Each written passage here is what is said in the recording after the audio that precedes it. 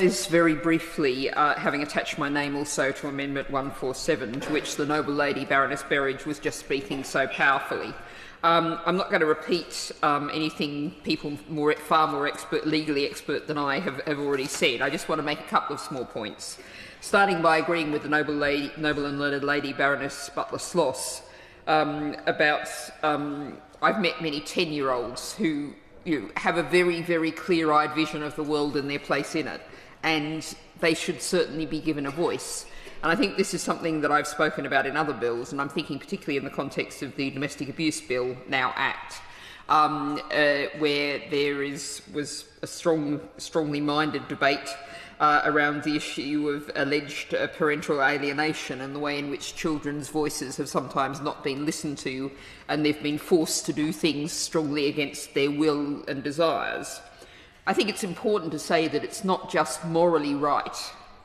that children who have the ability to do so should have a say about what's happening to them, and a say in all of the other ways the noble lady just outlined. And that moral rightness is I think, powerfully and importantly attested to in the fourth part of this amendment, referring to the UN Convention on the Rights of the Child. And I think it is really important that we do keep referring to such conventions. But it's also really important for people's health and well-being to have a sense of agency, to have a sense that this is their life in which they are able to live and make choices, and not have the situation, as we heard in the earlier group from the noble Earl Howell, about blooming change and how people will experience life being done to them, treatment being done to them, rather than it being something in which they actually have a say. So I think,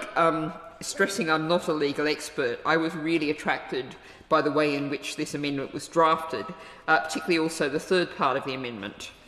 which I think puts an onus rightly on professionals to make sure that they explain this in ways that is accessible to the child. We all know that medical legal terminology may not be accessible to adults, let alone children, but the suggestion of simple language, visual aids or other means. I think there's a real direction here to professionals to say that you have to facilitate by any practical means possible the chance for that child to have agency. And that really should be at the core of the bill, particularly